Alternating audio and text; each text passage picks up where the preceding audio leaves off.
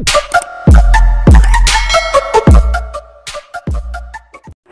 mga master! Welcome back again to our channel. Panibagong araw, panibagong kabanata na naman ang pagsamasamayin natin ngayong araw na ito.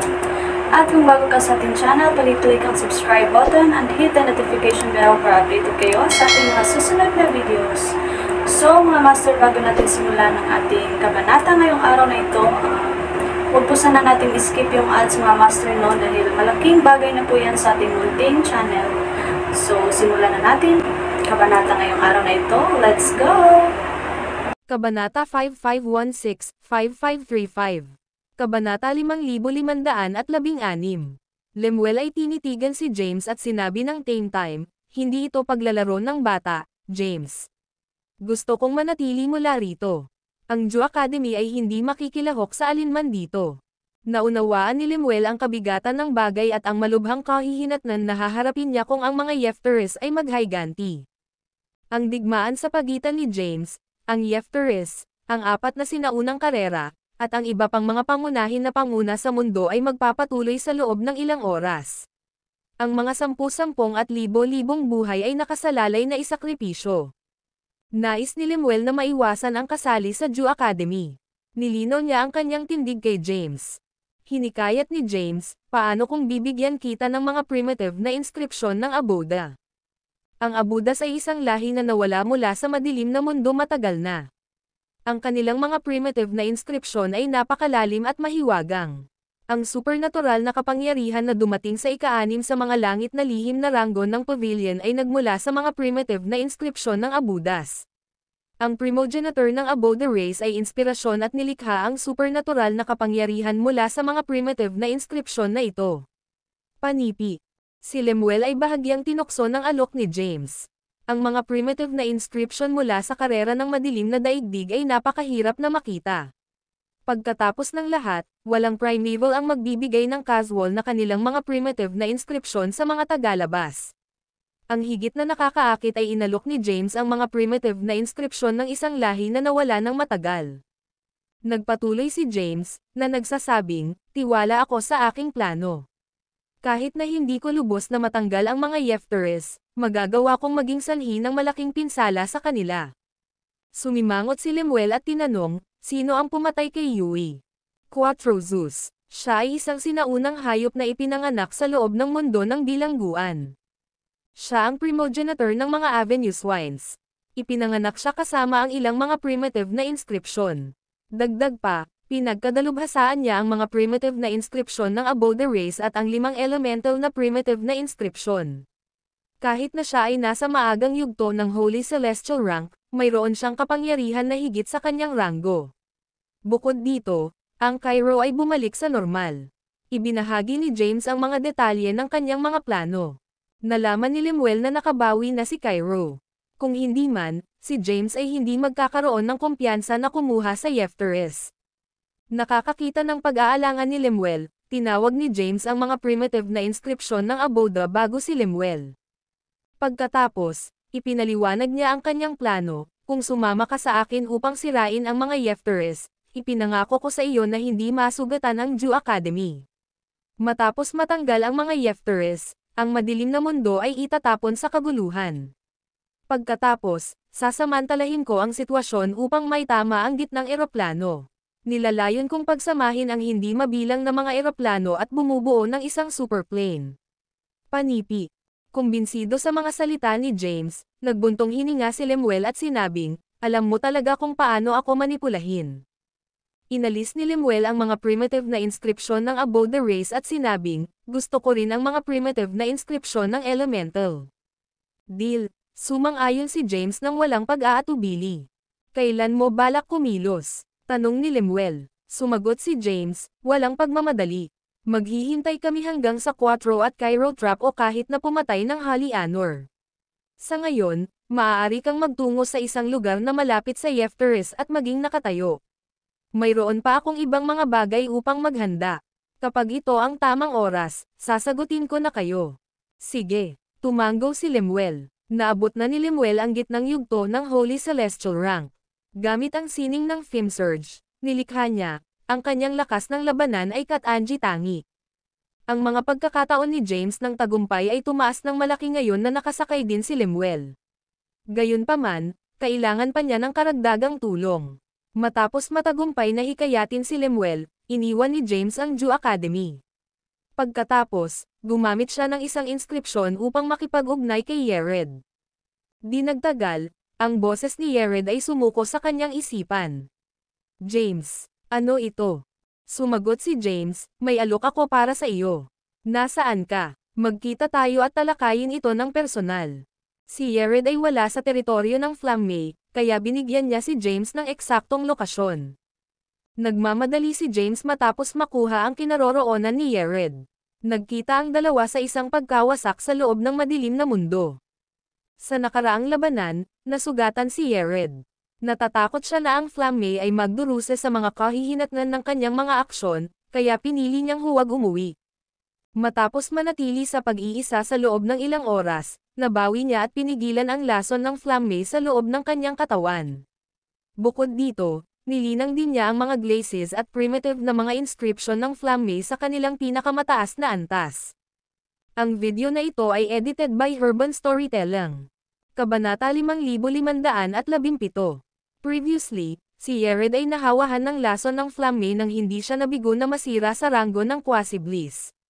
Ngayon na pinigilan niya ang lason sa kanyang katawan, nagkaroon siya ng tagumpay sa kanyang ranggo ng paglilinang. Kahit na matapos niyang maabot ang ranggo ng Quasi-Bliss, pumihil siya na umalis sa lugar ng pag-iisa. Ang mukha ni James ay naiilawan matapos na madama ni Senseng Yared ang aura ni Yared, at sinabi niyang nakangiting, pumasok ka sa ranggo ng Quasi-Bliss. Sumagot si Yared ng may ngiti, lahat ito ay salamat sa iyo. Kung hindi ito para sa mga primitive na inskripsyon ng mga glaces at ang patnubay na ibinigay mo sa akin, hindi ko may neutralize ang lason o gumawa ng isang tagumpay sa aking ranggo ng paglilinang. Panipi. Mabuti. Ngumiti si James. Pagkatapos, sinabi niya, dumating ako upang hilingin sa iyo na maging bahagi ng isang bagay na maghuhubad ng isang malaking bagyo sa madilim na mundo. Magreresulta ito sa isang reshuffle sa istruktura ng kapangyarihan ng madilim na mundo. Tumingin si Yared kay James at tinanong, maging detalyado. Sumagot si James, nais kong sirain ang mga Yefteres. Ang ekspresyon ni Yared ay naging solemna, at sinabi niya, hindi ito biro, James. Ang mga Yefteres ay ang mga pinuno ng apat na sinaunang karera at pinangungunahan ang madilim na mundo para sa mga eons. Hindi mo lamang masisira ang mga ito sa pagbagsak ng isang sombrero. Panipi. Ang aming mga pagkakataon na sirain ang Yefteres ay tataas kung sumali ka sa amin, tiniyak siya ni James, pagkatapos ay kumaway ang kanyang kamay upang ipatawag ang mga primitive na inskripsyon ng 5 elemental na primeval. Di nagtagal, ang mga elemental na kapangyarihan ay naging materialized. Panipi. Ito, natigilan si Yared. Sinabi ni James, kung tutulungan mo akong sirain ang mga Yefteres, bibigyan kita ng mga primitive na inscription ng iba pang 3 elemental na pangunahin. Ituturo ko rin sa iyo kung paano linangin at kontrolin ang mga elementong kapangyarihan ng sabay-sabay. Deal. Sumang-ayon agad si Yared. Nililinang na niya ang mga primitive na inskripsyon ng Flamme at Glaces at alam kung gaano kalakas ang mga elementong kapangyarihan kapag na-fuse. Alam niya na ang pagkuha ng lahat ng 5 mga elemental na kapangyarihan at mastering kung paano pagsamahin ang mga ito ay magpapahintulot sa kanya na makakuha ng kakilakilabot na lakas. Ano ang iyong plano? Tanong ni Yared. Agad na binigyan ni James ang Yared ng mga primitive na inscription ng Tellers, Sylvae, at Metala. Pagkatapos, ipinaliwanag niya sandali ang kanyang plano. Dumiretso ka sa isang lugar malapit sa Yefteres at itago ngayon. Kapag tama ang oras, pupunta ako sa mundo ng Yeftero na sumali sa iyo. Tulad ng para sa mga primitive na inskripsyon na ibinigay ko sa iyo, dapat mong subukang linangin kaagad. Matapos kang magtagumpay, tuturuan kita kung paano makontrol ang mga elementong kapangyarihan. Sige, inalis ni Yared ang mga primitive na inskripsyon, tumayo, at sinabing, kung gayon, pupunta ako sa mundo ng Yeftero at hintayin ka doon. Matagumpay na nanalo si James ng higit sa 2 powerhouse upang tulungan siya. Natuwa siyang sumakay sa kanyang tagiliran. Ang lakas ni Yared ay lumampas sa kanyang inaasahan. Gayunpaman, nadama ni James na hindi ito sapat. Ang Yefteris ay isang pambihirang puwersa. Matapos ang pag-aaway ng madilim na mundo, nakakuha sila ng maraming pagnakawan mula sa mga nawasak na karera. Kaya, dapat mayroong ilang mga powerhouse na nakatago sa Yefteris na hindi pa nagpahayag ng kanilang sarili. Nakipag-ugnay si James kay Shoro at tinanong, Shoro, maaari bang makipag-ugnay sa langit na lihim na si Pavilion ang dakilang commander ng Shadowverse? Ang Shadowverse ay ang pinaka-nakakatakot na pagpatay sa Dark World. Ang pinuno ng Shadowverse ay isang beses na inaangkin na ang Panginoon ng madilim na daigdig. Gayunpaman, ang 4 na sinaunang karera at ilang iba pang mga primeval ay sumali sa puwersa upang malubhang masaktan siya. Bilang isang resulta, ang Shadowverse ay nanatiling mababa mula pa noon. Nais ni James na makuha ang mga Shadowverse sa kanyang tagiliran.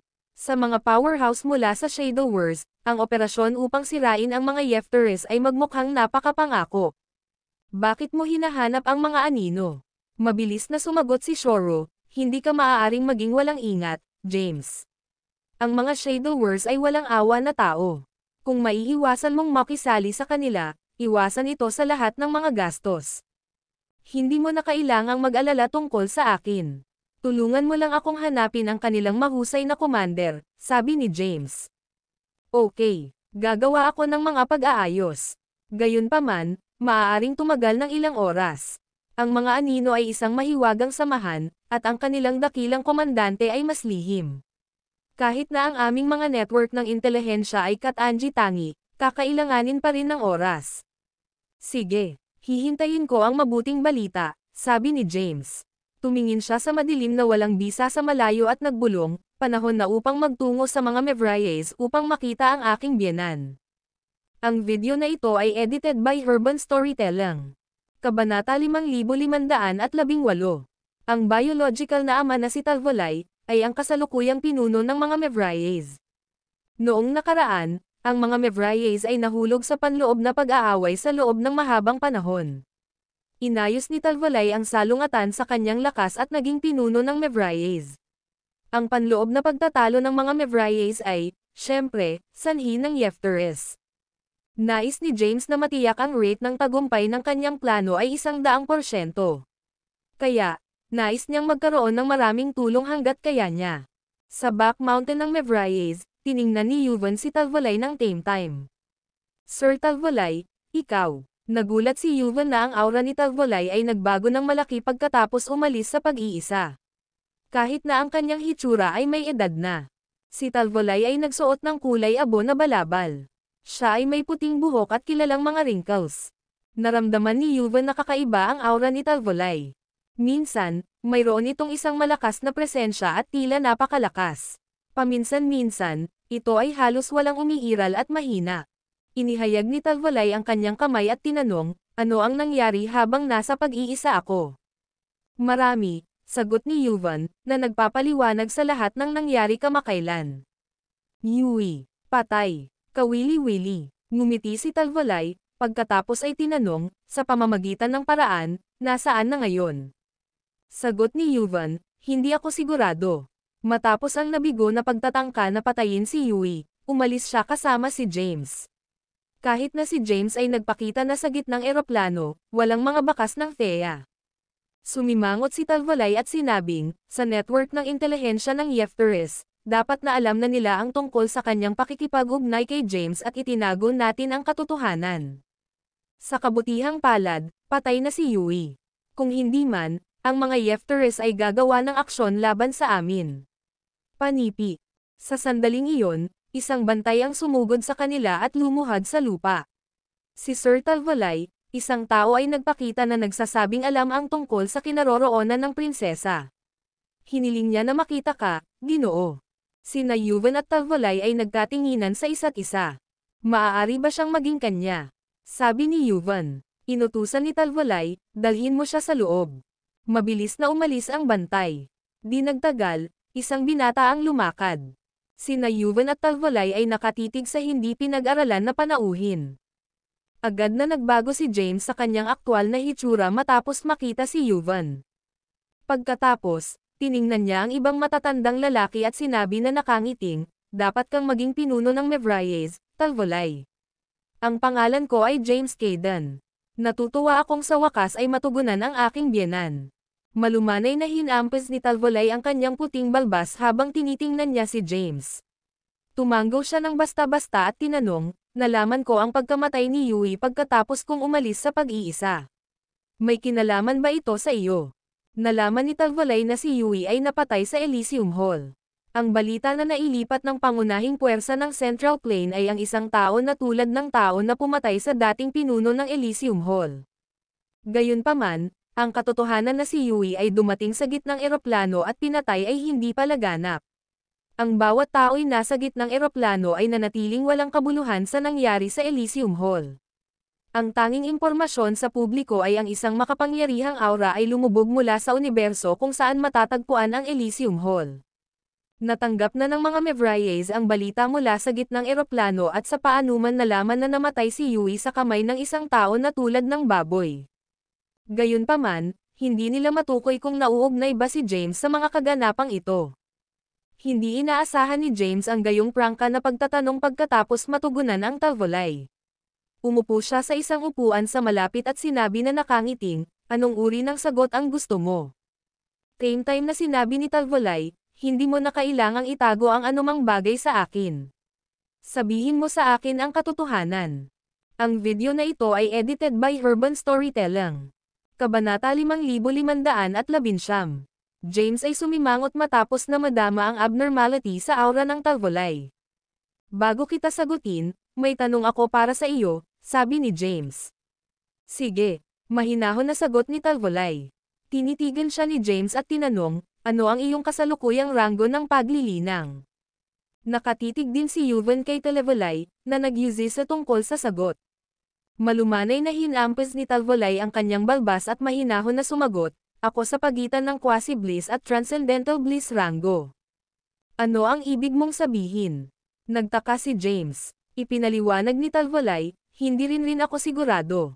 Ako ay nasa kakaibang punto sa aking rango ng paglilinang. Nasa itaas ako ng rango ng quasi-bliss ngunit hindi pa sa rango ng transcendental bliss. Naranasan ko ang mga sinaunang libro ng aming lahi at natagpuan ang ilang mga pahiwatig.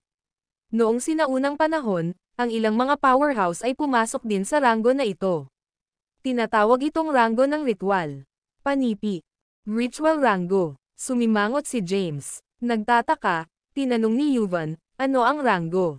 Sumagot si Talvolay, matapos maabot ang rango na ito, naramdaman kong kailangan kong isakripisyo ang isang bahagi ng aking sarili, tulad ng aking laman, upang payagan ang aking kaluluwa na bumalik sa madilim na mundo. Nag-isip si James, kung umiiral ang rango ng ritual, bakit nilaktawan ito ni Cairo? Maaari bang ipasok ang rango ng ritual bago matagumpay na maabot ang rango ng transcendental bliss? Marahil ay nabigo si Cairo na pumasok sa rango ng transcendental bliss dahil hindi siya pumasok sa rango ng ritual. Maraming mga katanungan si James ngunit inilayo ito sa ngayon. Ang pangunahing pag-aalala niya ay upang malaman ang lakas ng labanan ni Talvolay. Gaano kalakas ang rango ng ritual? Tumugon si Talvolay, well, nasa itaas ito ng rango ng quasi-bliss, kaya kapag ang aking aura ay bumagsak, mas malakas ito kaysa sa rango ng quasi-bliss. Gayunpaman, sa pinakamahina nito, ang aking lakas ay maaaring maging mas mababa sa banal na rango ng langit. Nagpatuloy si James, nagtanong, kailan ang iyong aura peak, at kailan ito hamina? Umiling-iling si Talvolsasa at sinabing, pinasok ko lang ang rango na ito hindi pa nagtagal at hindi ko pa naintindihan ang mga batayan nito. Matapos sumagot, tiningnan ni Talvolay si James at sinabing, marami ka nang tinanong. Kailan mo sasagutin ang minahan? Sagot ni James, hindi ka mali. Ako ay kasangkot sa pagkamatay ni Yui. Gayon din, ipinadala ng Yefteris ang kanilang dakilang nakatatanda sa gitnang eroplano upang siyasatin ang kanyang kamatayan. Plano kong patayin ang Holy Honor at maakit ang mga powerhouse ng Yefteris sa Elysium Hall. Pagkatapos, gagamitin ko ang pagkakataon na salakayin ang punong tanggapan ng Yefteris at panasan sila. Panipi. Matapos marinig ang plano ni James, si Talvolay ay nag-chok, haha. Nais mong paksain ang mga Yefteris. Sa iyong lakas, ang mga Yefteris ay pinangungunahan ang madilim na mundo. Hindi mo na magagawang mapawi ang mga ito ng madali. Kung sila ay mahina, hindi na sila matanggal ng matagal. Ngumiti si James at sumagot, naturally, hindi ako sapat na malakas. Gayunpaman, sa mga Mevriers, hindi iyon dapat mangyari. Panipi. Tiningnan siya ni Talvolay at sinabing, kaya't humiling ka ng aming tulong. Tiyak na sumagot si James, marami na akong nakasakay na mga powerhouse. Ang mga Mevriers lamang ang naiwan. Kung ang mga powerhouse ng Mevriers, tiyak na magtagumpay tayo. Siyempre, magiging mas mabuti kung sumali ka sa operasyon na ito. Oh, aling mga powerhouse ang sumali sa iyo? Ang pagyuzisa ni Talvolay ay napik. Sumagot si James, mayroon akong 2 powerhouse sa ranggo ng Quasi-Bliss, isa sa pagkumpleto. Gayunpaman, mayroon siyang lakas upang patayin si Yui na may isang suntok. Matapat na inihayag ni James ang kanyang mga card ng trumpeta. Pagkatapos ng lahat, nakikipag-usap siya sa biological na ama ni Thea, na pinuno din ng Mevriers. Bagaman ang mga Mevriers ay isa sa 4 na sinaunang karera at sinunod ang mga Yefteres sa ibabaw, nagkaroon sila ng malalim na puot sa mga Yefteres. Ang video na ito ay edited by Urban Storytelling. Kabanata 5520. Pagkatapos ay inihayag ni James ang kanyang mga card ng Trump, umiling-iling si Talvolay at sinabi, malayo iyon sa sapat. Ito ay, tinitigan ni James si Talvolay, nakakagulat. Ang mga powerhouse na nasa tabi niya ay hindi pa naganap. Siya ay medyo tiwala sa pagpahid ng mga Yefteres sa kanilang tulong. Sol-emang sinabi ni Talvolay, alam mo ba kung gaano karaming mga mapagkukunan na inani ng Yefteres pagkatapos ng nakaraang pag-aaway? Nakuha din nila ang mga primitive na inskripsyon ng hindi mabilang na karera. Ang mga mapagkukunan ng Yefteres ay lampas sa iyong imahinasyon. Bumalik noon, ang mga powerhouse ng pagkawala ng panig ay nabilanggo, samantalang ang mga mahina ay napatay. Ang 4 na sinaunang karera ay hinati ang mga paglut. Gayunpaman, ang mga mapagkukunan na nahati sa amin ng 3 karera ay hindi kahit 10% ng nakuha ng Yefteres. Maingat na nakinig si James. Bumantong hininga si Talvolay at sinabi, bagaman sinabi ng mga tagalabas na ang 4 na sinaunang karera ay namamahala sa madilim na daigdig, ang mga Yefteres ay lihim na pinapanatili ang kanilang pangangibabaw. Lahat ng ito habang, ang mga Yefteres ay umaatake sa mga pangunahing karera at tumataas na puwersa sa madilim na mundo. Ang mga Glaces at Shadowers ang kanilang mga biktima. Tinanong ni James, paano kung makuha natin ang mga anino sa ating panig? Umiling-iling si Talvolay at sinabing, ang mga anino na ginamit upang mangibabaw sa madilim na mundo sa isang punto. Ang kanilang pinuno ay inangkin pa na ang Panginoon ng Dark World.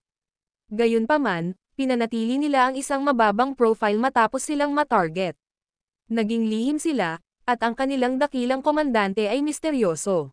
Kahit na wala akong ideya kung anong uri ng pamumuhay siya, kaya paano mo siya makikipag-ugnay sa kanya at manalo siya? Panipi. Sumagot si James, naturally, mayroon akong mga paraan upang makipag-ugnay sa kanya. Kukunin ko ang mga Shadowers na sumali sa operasyon. Ang kailangan ko lang ngayon ay sumang-ayon ka na sumali sa akin. Maaari kitang tulungan, ngunit hindi ko makakasama ang mga Mevriers, sabi ni Talvolay. Nais ni Talvolay na sirain ang mga Yefteres kaysa sa anupaman. Ang mga Yefteres ay nangingibabaw sa madilim na mundo sa mahabang panahon.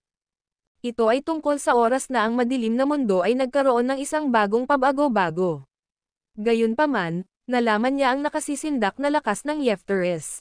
Hindi siya handang ipagsapalaran ang buong lahi sa pagtatangka na ito na paksain ang Yefteres. Sa makatuwid, nagpasya siyang gumawa ng personal na aksyon. Pagkatapos ng lahat, maaari niyang baguhin ang kanyang hitsura at aura.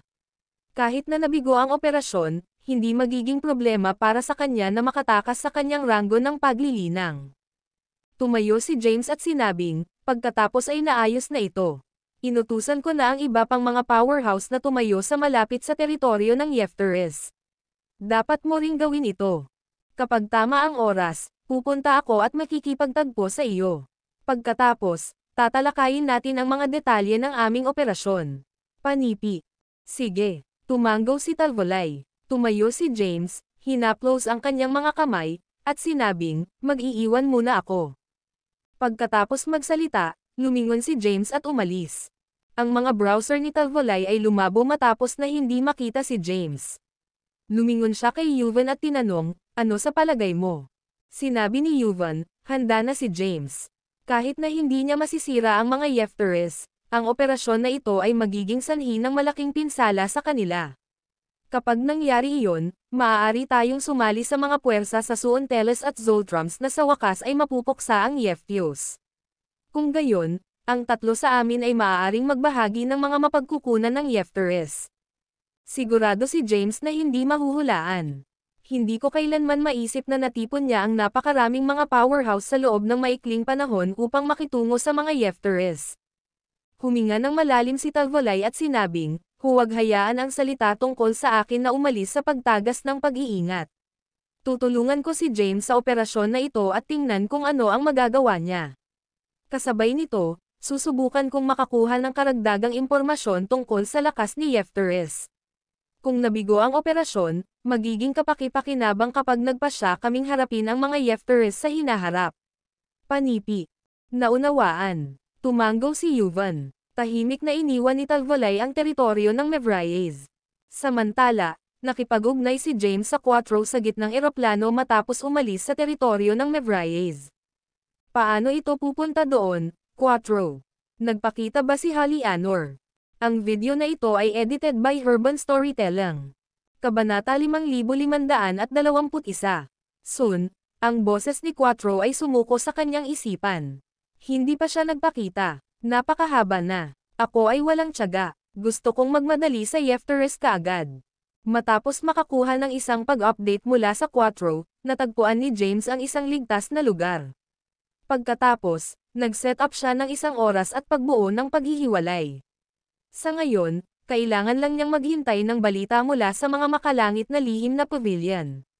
Kapag matagumpay niyang nakipag-ugnay sa Shadow Wars at nakuha ang kanilang suporta, sa wakas ito ang oras upang makitungo sa mga Yefteres. Habang naghihintay, hindi pinabayaan ni James ang kanyang paglilinang. Siya ay pinagkadalubhasaan ang isang mahiwagang pormasayon na maaaring sumipsip ng lahat ng mga uri ng mga inskripsyon. Ang mas maraming mga inskripsyon na naintindihan niya, mas malakas ang kanyang pagbuo. Sa mundo ng bilangguan, nakuha niya ang mga primitive na inskripsyon na ipinanganak sa tabi ng Quattro. Nakuha rin niya ang mga primitive na inskripsyon ng Abode the Race. Gayunpaman, hindi siya nagkaroon ng pagkakataon na pag-aralan ang mga ito. Dahil mayroon siyang ilang oras sa kamay, kinuha niya ang pagkakataong maunawaan ang mga ito. Lumipas ang oras araw-araw. Ang pag-unawa ni James sa mga primitive na inskripsyon ng Aboda at Avenue Swine ay lumago ng mas malalim. Di nagtagal, siya ay lubos na malalim sa mga primitive na inskripsyon. Bagaman hindi niya ganap na pinagkadalubhasaan ang mga ito, sapat na upang isama ang mga ito sa pagbuo. Kung kailan siya ay magpapatuloy sa pag-aaral ng mga primitive na inskripsyon ng Avenue Swines, naramdaman niya ang isang reaksyon mula sa isa sa mga runes sa kanyang katawan. Di nagtagal, ang boses ni Shoro ay sumuko sa kanyang isipan. Nakipag-ugnay ako sa Shadow Wars, James. Papunta na ako sa madilim na daigdig. Magkita tayo sa isang Dragon Abyss sa madilim na daigdig. Ang isang mapa ng madilim na mundo ay lumitaw sa isip ni James, at mabilis niyang matatagpuan ang Dragon Abyss. Ang Dragon Abyss ay medyo malayo sa kanyang kasalukuyang lokasyon. Tumayo siya, nagkalat ang pagbuo, at inihagis ang boundary breaker ron upang umalis sa lugar. Hindi nagtagal, lumitaw si James sa Dragon Abyss. Dumating na si Shoro sa harap niya. Matapos makita ni James si Shoro, tinanong niya, bakit kailangan nating magkita dito? Ang lugar na ito ay isang ipinagbabawal na zone. Sumagot si Shoro, ang mga anino ay isang mahiwagang puwersa. Kung ito ay ang mga matatanda ng anumang iba pang lahi, madali kaming makahanap ng isang paraan upang makipag-ugnay sa kanila. Gayunpaman, walang nakakaalam kung nasaan ang mahusay na komandante ng Shadow Wars. Ginamit ko ang ilang mga koneksyon at natagpuan ang isang subordinate ng mahusay na commander ng Shadow Wars. Gumawa siya ng mga pag-aayos para magkita tayo rito. Panipi. Inscan ni James ang nakapaligid na espasyo at sinabing, alam ko na ang lugar na ito ay inuri bilang isang ipinagbabawal na zone. Ano ang kwento tungkol dito?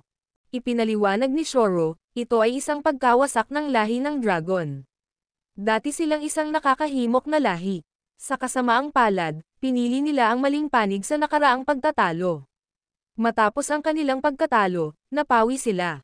Gayunpaman, malakas ang lahi ng dragon, at marami sa kanilang mga powerhouse ang nakaligtas. Nagkalat sila at nagtago sa loob ng teritoryo ng mga pangunahing karera. Ito ang dahilan kung bakit maaari pa rin nating makahanap ng mga bakas ng karera ng dragon sa loob ng madilim na mundo at sa labas ng mga eroplano. Panipi. Sumagot si James, nakikita ko.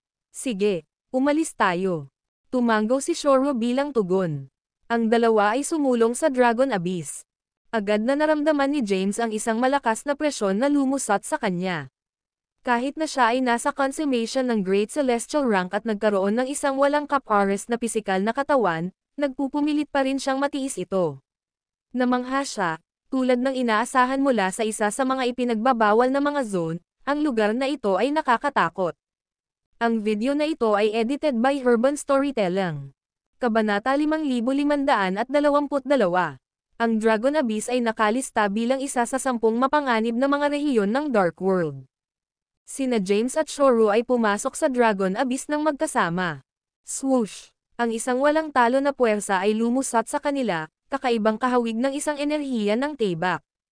Inihayag ni Shoro ang kanyang kamay, at isang malakas na puwersa na material upang hadlangan ang kapangyarihan. Gayunpaman, hindi niya ganap na makatiis ito at natisod ng ilang mga hakbang pabalik. Nagulat, sinabi niya, ang pagbabago-bago ng puwang dito ay hindi kapani-pani walang makapangyarihan. Sumimangot si James at sinabing, may dapat na ambush sa amin. Tinanggihan ni Shoro, nagdududa ako. Ang kapangyarihan ay mula sa langit at lupa. Sumulyap si James sa paligid ng lugar. Ang puwang na nauna sa kanila ay puno ng nakakatakot na kapangyarihan. Ang mga kapangyarihang ito na umiiral sa loob ng langit at lupa ay lumipad sa hangin. Ang ilan ay kinuha sa anyo ng energies ng tibak, blades, at isang bahagi na natipon upang makabuo ng isang nakakatakot na kaguluhan sa espasyo. Tumawag si Shoro ng isang protection na hadlang sa harap niya upang labanan ang mga pag-atake. Pagkatapos, dahan-dahan siyang sumulong. Namangha si James, na nagsasabing, malakas ka. Tulad ng inaasahan mula sa isang tao sa pagkumpleto ng Holy Celestial Rank. Napangiti si Shoro ng mahina, hindi sumasagot sa pag-ulog ni James. Ang dalawa ay unti-unting lumakad ng mas malalim sa Dragon Abyss.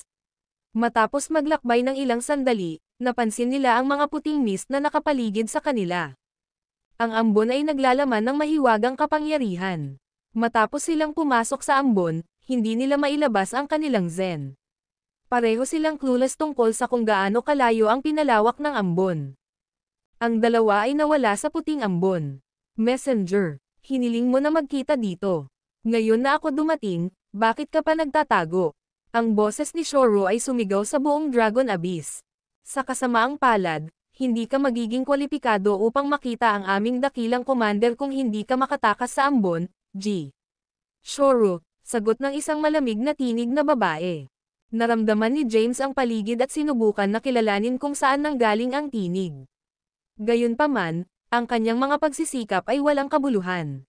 Ang kanyang tinig ay hindi sinasadya, na tila nagmumula sa lahat ng direksyon. Si Shoro ay tumingin sa paligid ng isang nakasimangot at sinabing, ito ay malamang na isang porma sayon. Dahil marunong ka sa mga porma sayon, maaari mo bang subukang masira ito? Nagulat, sumagot si James, ito ay isang porma sayon. Wala akong pakiramdam na mga inscription ng porma sayon. Sagot ni Shoro, nakatago sila sa loob ng puting ambon. Gayunpaman, hindi namin mailabas ang aming mga zens habang narito kami. Ang lugar na maaari nating makita ay talagang limitado. Ito ang dahilan kung bakit hindi mo maramdaman ang mga inskripsyon ng pagbuo. Panipi. Emang sinabi ni James, paano ko masisira ang porma sayon kung hindi ko rin maramdaman ang mga inskripsyon ng porma sayon? Sumagot si Shoro, maglakad-lakad at subukang maghanap ng mga pahiwatig. Ang video na ito ay edited by Urban Storytelling. Kabanata 5523. Okay, tumanggo si James. Ang dalawa ay nagsimulang gumala sa puting ambon. Di nagtagal, naramdaman ni James ang pagbabago-bago ng mga inskripsyon ng pagbuo sa paligid nila. Inabot niya, hinawakan sa puting ambon sa harap niya, at matagumpay na nahuli ang isang inskripsyon. Panipi. Ang mahiwagang inskripsyon ay binubuo ng hindi mabilang na mga linya at mukhang magulong. Gayunpaman, ito ay umiikot sa isang organisadong paraan at may mga patakaran. Sinuri ni James ang inskripsyon para sa isang habang. Ang kanyang mga browser ay lumabo, at sinabi niya, ang inskripsyon na ito ay talagang komplikado.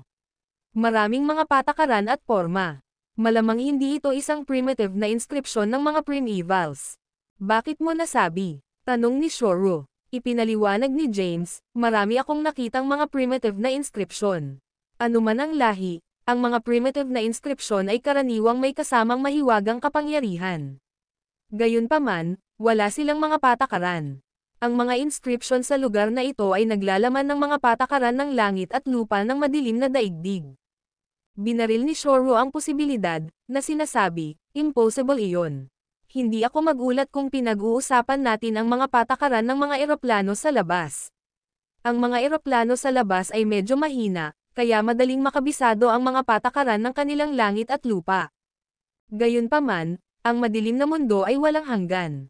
Hindi mabilang na karera ang umiiral sa madilim na mundo, ngunit walang sino man ang maaaring makabisado ang mga patakaran ng langit at lupa ng madilim na daigdig. Hindi ako maaaring magkamali, sabi ni James. Nag-isip si Shoro. Pagkaraan ng ilang sandali, sinabi niya, kung tama ka, kung gayon ang dakilang commander ng Shadowverse ay dapat na magtago dito. Kung pinagkadalubhasaan niya ang mga patakaran ng langit at lupa ng Dark World, siya ay tunay na nakakatakot na pag-iral. Ang ekspresyon ni James ay naging solemn na nagtatanong kung ito ang tamang pagpipilian upang hanapin ang mahusay na commander ng Shadowverse. Gayunpaman, dahil ang mga bagay ay nakarating na, wala siyang balak na umatras. Tinanong ni Shoro, maaari mo bang masira ang pagbuo? Sumagot si James, dapat kong magawa. Hanggat maaari kong matukoy ang mga panuntunan sa pagpapatakbo ng Porma Sion, may iwan natin ang puting ambon. Hindi yun magiging madali. Upang makabisado ang mga panuntunan sa operasyon ng pagbuo, kailangan mong malaman ang mga patakaran ng langit at lupa ng madilim na daigdig. Tumingin si Shoro kay James sa kawalan ng paniniwala. Ngumiti si James at sinabing, pinagkadalubhasaan ko ang isang supernatural na kapangyarihan, na ginagawang madali upang malaman ang mga inscription. Hindi mahalaga kung gaano misteryoso ang isang inscription, malalaman ko ito. Kasama rito ang mga panuntunan sa inskripsyon ng langit at lupa ng madilim na daigdig. Panipi. Ang supernatural na kapangyarihan na binanggit ni James ay ang pangunahing mantra na nakuha niya sa eroplano ng Endlos. Maaari niyang mawala ang lahat ng mga uri ng mga inskripsyon. Bukod dito, pinagkadalubhasaan niya ang isang natatanging kakayahan na nagpapahintulot sa kanya na i-convert ang anumang bagay sa mga patakaran. Ang lahat ng umiiral ay binubuo ng mga patakaran, kabilang ang langit at lupa. Tiningnan ni James ang mahiwagang inskripsyon sa kanya at nagsimulang mawala ito. Di nagtagal, ang inskripsyon ay nagbago sa daan-daang milyong mga patakaran. Pagkatapos, dahan-daang pinasimple ang kanilang mga pangunahing form. Ito ay isang primitive na inskripsyon ng lahi ng tao. Nakakakita ng pinasimple na inskripsyon bago si James, sumimangot si Shoro. Sinabi niya na nagulat, hindi ako makapaniwala na nakakuha ka ng isang bihirang primitive na inskripsyon na kabilang sa lahi ng tao. Bukod dito, mayroon ka ng ilang mga primitive na inskripsyon na kabilang sa lahi ng tao. Tiningnan siya ni James at tinanong, ang mga primitive na inskripsyon ng lahi ng tao. Paano mo malalaman na kabilang ito sa lahi ng tao? Ipinaliwanag ni Shoro, ang mga sinaunang libro ng Langit na Pavilion ay may mga tala tungkol dito. Ang mga primitive na inskripsyon ng lahi ng tao ay ang pinakasimpleng ngunit ang pinakakaimahimala. Ang bawat isa sa mga primitive na inskripsyon ng tao ay naglalaman ng isang malakas na landas sa paglilinang. Bagaman hindi pa ako nakakita ng isa, maaari kong hulaan ang kanilang mga pinagmulan mula sa kung gaano sila kadali. Si James ay nahulog sa mga saloobin, kaya ang primal mantra ay naglalaman ng mga primitive na inskripsyon ng lahi ng tao. Napakatagal ng panahon mula nang makuha ni James ang primal mantra, at pinayagan siyang maunawaan ang mga primitive na inskripsyon ng iba pang karera. Huminga ng malalim si James at sinabing, hindi ko inaasahan na ang primal mantra ay naglalaman ng mga primitive na inskripsyon ng lahi ng tao. Tila ang eroplano ng Endlos ay hindi kasing simple ng naisip ko. Ang tao na naiwan sa primal mantra ay dapat na isang misteryosong powerhouse. O marahil ay nakuha niya ang mga primitive na inskripsyon ng mga tao sa pamamagitan ng pagkakaisa. Dapat ay hindi niya alam ang mga ito ay mga primitive na inskripsyon ng lahi ng tao, sa makatuwid ang pangalang primal mantra. Panipi. Ang video na ito ay edited by Urban Storytelling. Kabanata 5524. Anuman ang katotohanan, malaki ang nakinabang ni James. Binago ni James ang inskripsyon sa pinakasimpleng anyo nito. Pagkatapos, pinasigla niya ang inskripsyon upang umunlad muli sa isang komplikadong form. Ang inskripsyon ay dumaan sa mabilis na pagbabago. Sa panahon ng proseso, sinubukan ni James na maunawaan ang mga patakaran nito. Di nagtagal, naabot ng inskripsyon ng pagbuo ang pangwakas na form nito. Si James ay nakakuha ng isang magaspang na pag-unawa sa mga patakaran sa inskripsyon. Gayunpaman, ang pagbuo ay may daan-daang milyong mga inskripsyon, at malayo pa siya sa pagsira sa pagbuo. Sa kabutihang palad, hindi kailangang maunawaan ni James ang lahat ng mga inskripsyon ng pagbuo.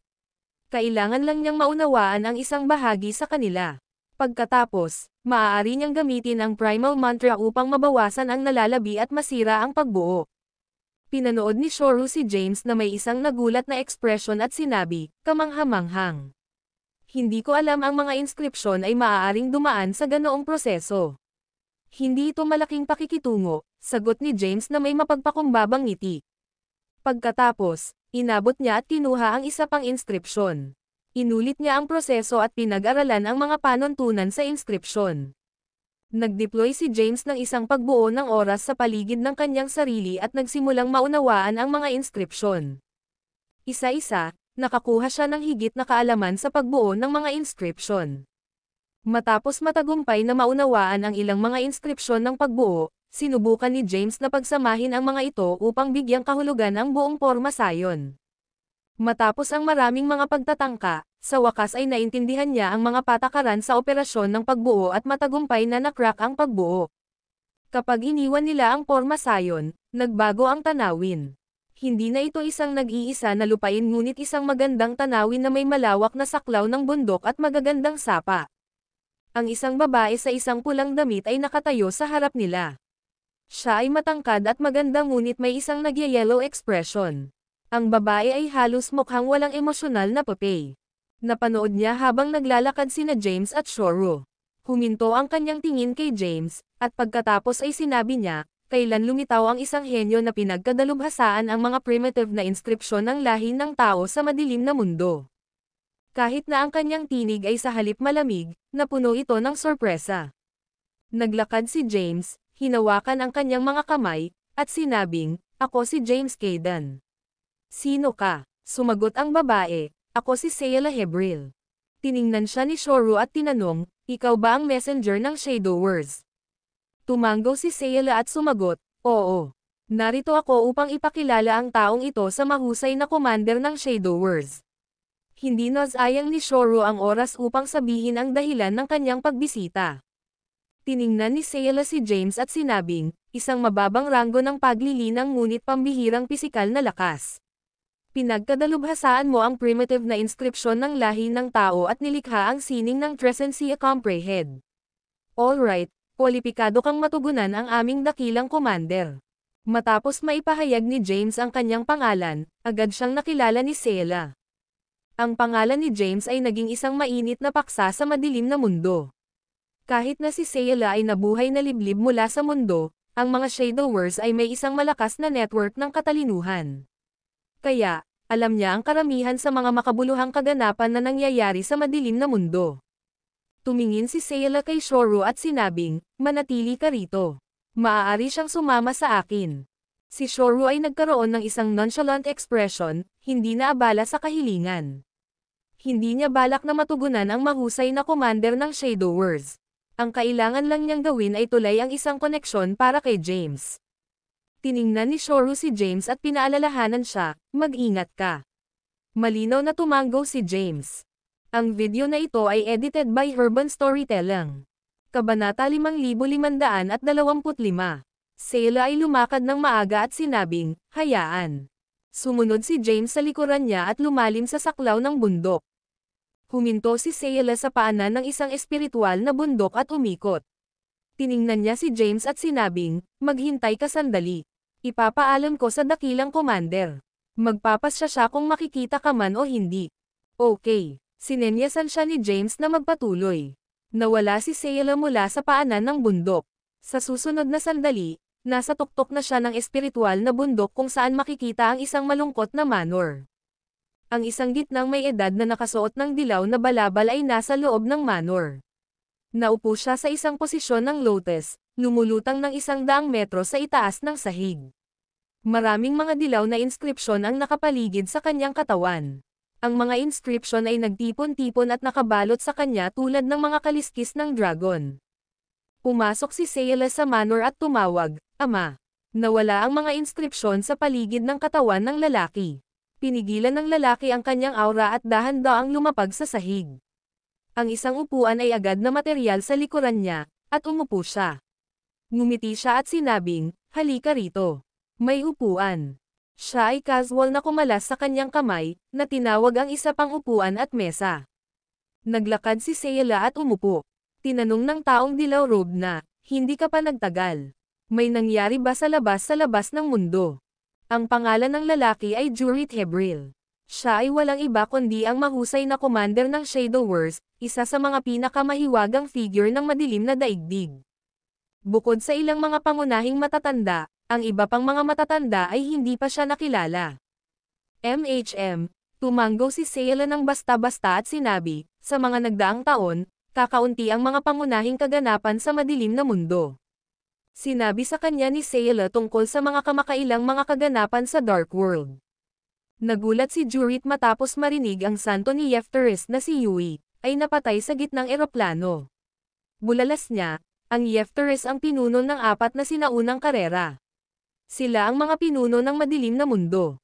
Sino ang sapat na matapang upang patayin siya? Umiling-iling si Sayla at sinabing, hindi ako sigurado kung sino ang gumawa nito. Sa pamamagitan ng paraan, ang isang tao na nagngangalang James Caden ay nasa labas na naghihintay na makita ka. Dumaan siya sa langit na lihim na pavilion upang hanapin ako at hiniling na ipakilala kita sa kanya. Ilang oras na ang nakalilipas, ang langit na lihim na pavilion ay naglathala ng isang ranggo ng mga supernatural na kapangyarihan. Siya ang tagalikha ng The Trescentia Complete Art, na nanguna sa listahan. Ito ay nireranggo kahit na mas mataas kaysa sa aming supernatural na kapangyarihan. Panipi. Ito ba? Kawili-wili. Naintriga si Jurit. Gayon din, pinagkadalubhasaan niya ang mga primitive na inskripsyon ng mga tao, sabi ni Sayla. Ang katawan ni Jurit ay nagulat sa pagkabigla, at pagkatapos ay tinanong niya, ang mga primitive na inskripsyon ng lahi ng tao. Ang mga inskripsyon na iyon ay lumitaw sa isang maikling sandali sa madilim na mundo. Sigurado ka ba? Panipi. Hindi talaga. Ang Deputy Pavilion Master ng Pavilion ay inaangkin ito, sabi ni Sayla. Habang sina James at Shoro ay nakulong sa loob ng pormasayon, narinig niya ang kanilang pag-uusap at nalaman na pinagkadalubhasaan ni James ang mga primitive na inskripsyon ng lahi ng tao. Gayunpaman, hindi niya makumpirma kung totoo ang kanyang mga salita. Ang mga primitive na inskripsyon ng lahi ng tao ay lumitaw ng maikli sa madilim na mundo. Kahit na ang mga pangunahing karera ay walang mga talaan ng mga primitive na inskripsyon ng lahi ng tao. Hayaan mo siya, sabi ni Jurit. Sige, tumango si Sayla, pagkatapos ay nawala. Lumitaw muli si Sayla bago si James, na nagsasabing, ang aming dakilang komandante ay sumang-ayon na makita ka. Okay, si James ay tumango ng basta-basta, pagkatapos ay sinundan ang Sayla hanggang sa espiritual na bundok. Di nagtagal, nakarating sila sa The Spiritual Mountains Peak. Sumunod si James sa manor at nakita ang dakilang commander ng Shadow Wars. Inaasahan niya na ang dakilang komandante ng Shadow Wars ay maging isang uri ng pagkakasala. Gayunpaman, ang middle-aged na tao sa harap niya ay matikas at nagkaroon ng isang napaka-aristokratikong aura. Hinawakan ni James ang kanyang mga kamay at sinabing, ako si James Caden. Isang karangalan na makita ka, Ginoo. Ang video na ito ay edited by Urban Storytelling. Kabanata 5526. James ay nagulat na si Jurit ay isang matikas at marangal na tulad ng tao.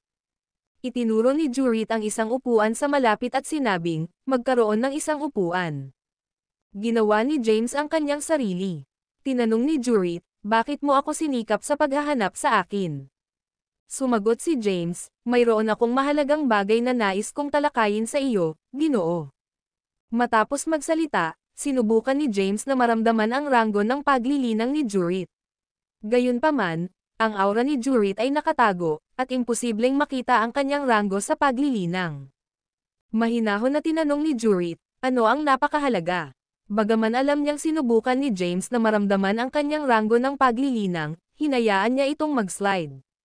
Sigurado si James na ang mahusay na commander ng Shadowverse ay isang peerless powerhouse.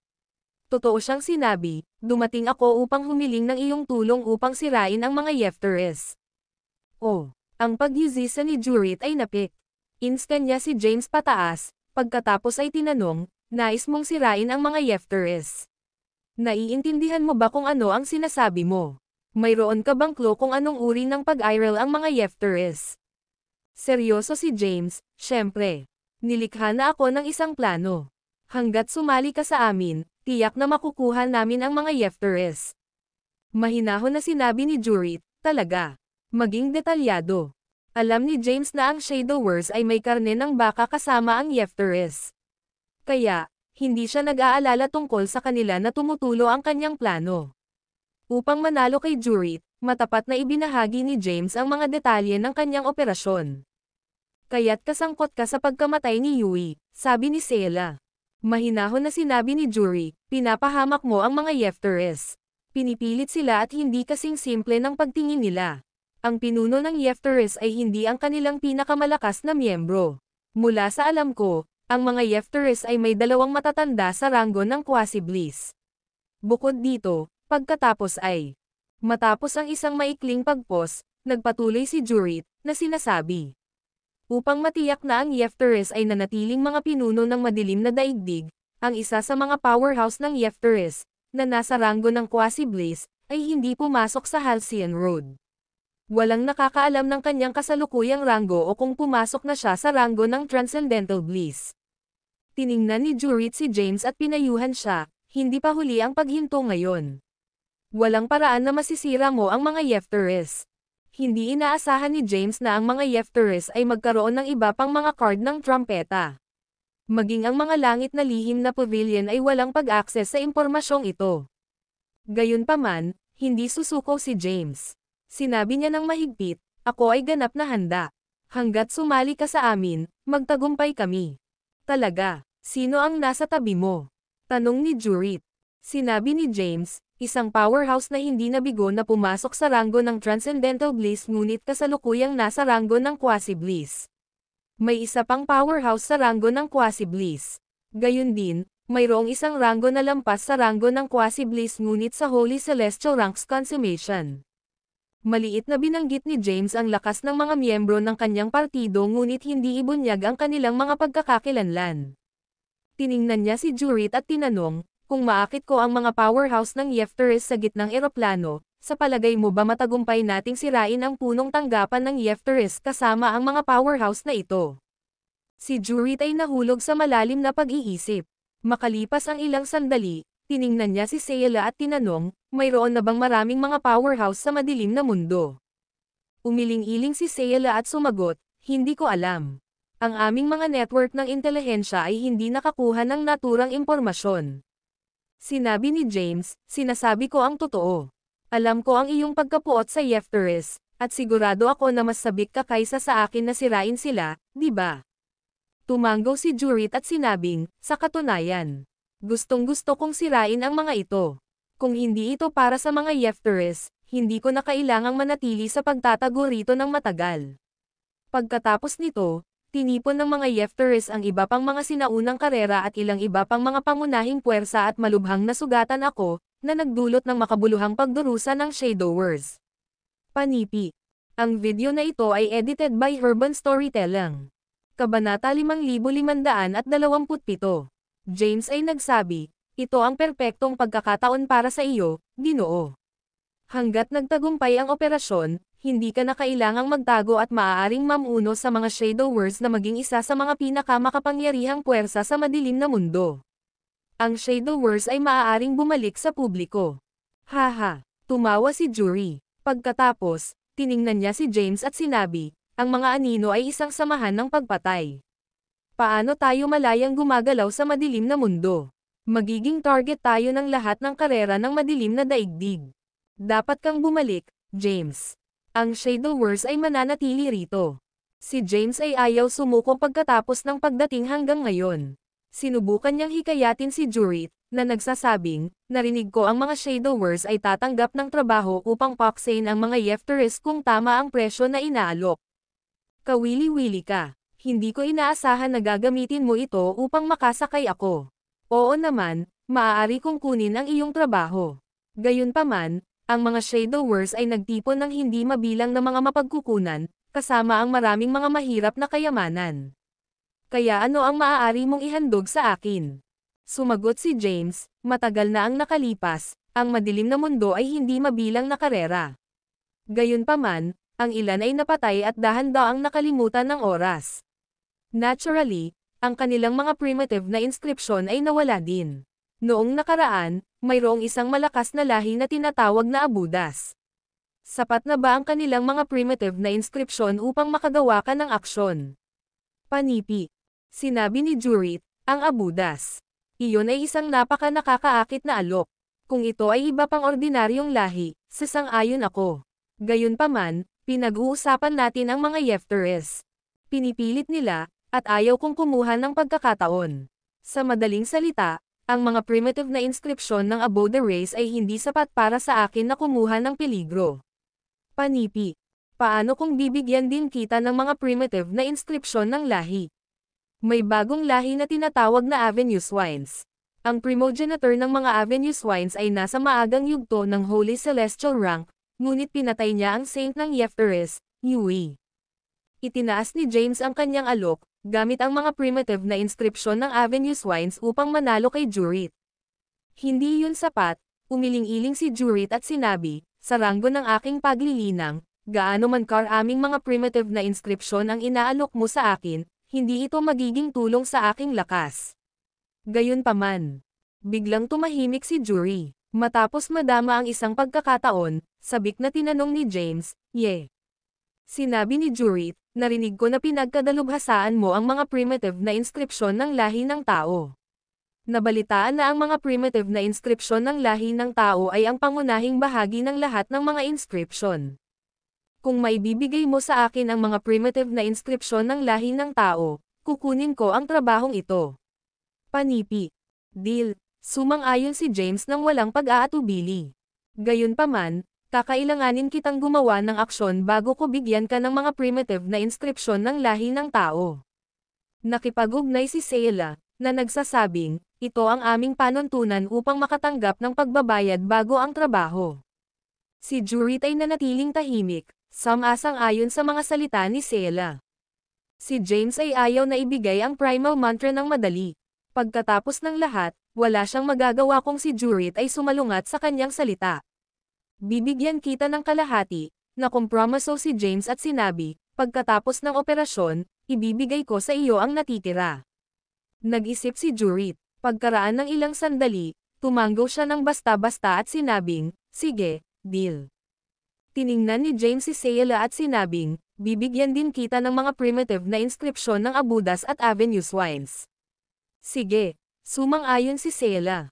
Si James ay kumalas sa kanyang kamay, at lumitaw ang 5 elemental na sumpa.